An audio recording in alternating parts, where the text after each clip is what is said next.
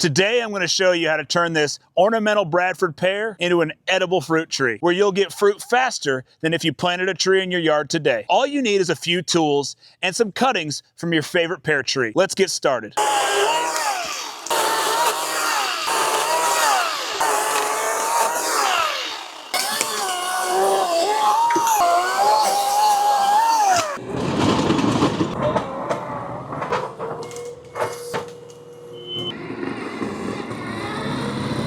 If you've topped your tree with a chainsaw, you're going to want to go through with a knife and score the edges all the way around. Those jagged bark cuts might not heal against the scion, so smoothing them out will allow the tree to heal properly. If you didn't do that and you use something like a silky saw, it'll cut it nice and smooth and flush, and you won't have a problem slipping the bark and inserting the scion and have it heal properly. Now the fun part begins. We get to get our scion woods ready to put into the tree. You're going to want to do that probably with a grafting knife.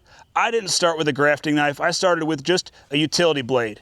Get yourself a clean utility blade, fresh out of the box, so that way you have good clean cuts.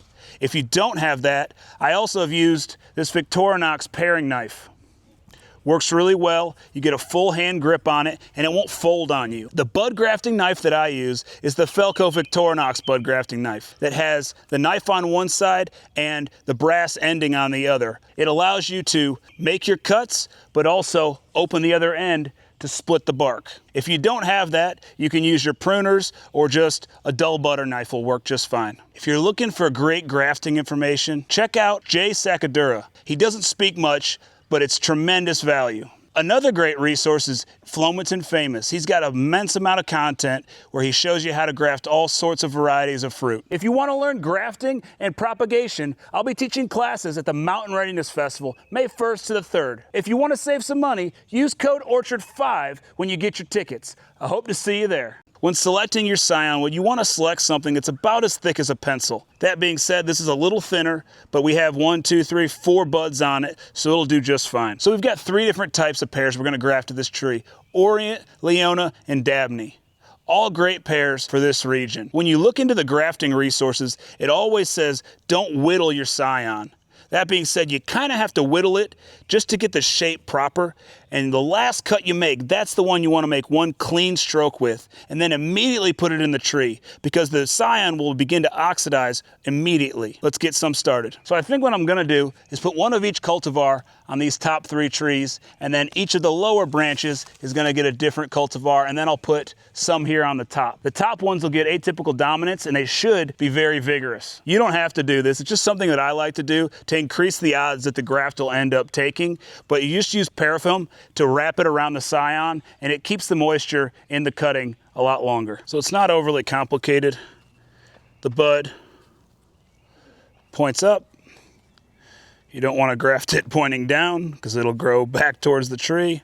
And you just stretch this super tight around the scion all the way up to the top so it doesn't dry out.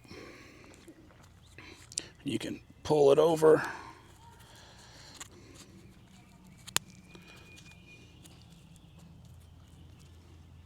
You always want to make a fresh cut on the end and then make a flat V-notch.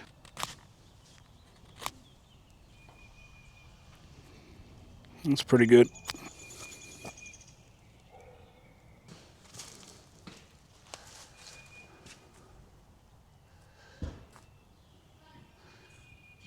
All right, let's get these labeled so that way we don't forget what they are. So here's one done up for you. I like to do the little chisel tip on the end just because it's less obtrusive on the bark and it tends to not crack and split the bark. You don't have to do this, it's just something I do. The main flat part goes up against the bark. And now that I've let this dry out, I'm gonna make one more final cut before I put it in the tree. Get in there. There we go.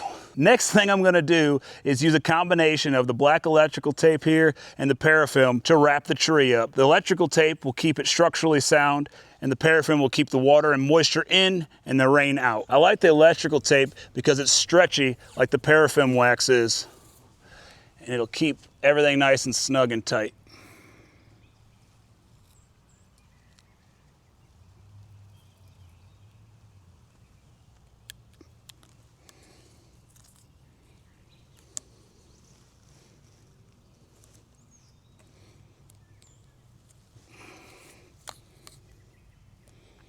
I'm going to take and put some underneath here, because if anything's going to happen, a bird's going to land on this and try to use it, and we don't want that to fall.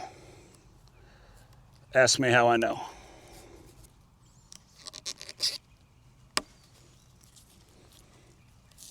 And I'm going to do the paraffin wax on top just to seal everything up. So I don't like to use the black electrical tape all the way around. I like to use the paraffin wax on top of this, just because eventually this will fall off, and if I forget to come back and take this off, this will end up getting too much moisture and rot.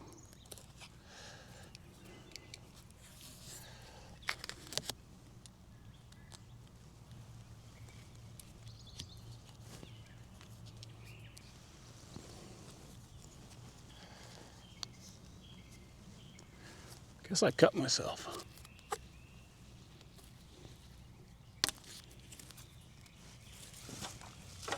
The biggest issue you have with this failing is the scions drying out. So this should help retain the moisture. We'll come back in 3 to 6 weeks to see how this is healing. Now let's finish the rest of the tree. So I'm gonna seal the tops a little bit different than I sealed the branches. And I've never seen anyone do this, but it should work, because it's how I seal my fig cuttings and scion wood. But it's something I've never tried. I'm gonna take wax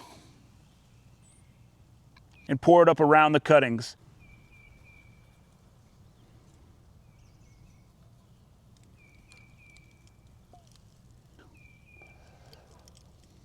It seems to have worked, but next time I'm going to use a brush or something because it made a mess.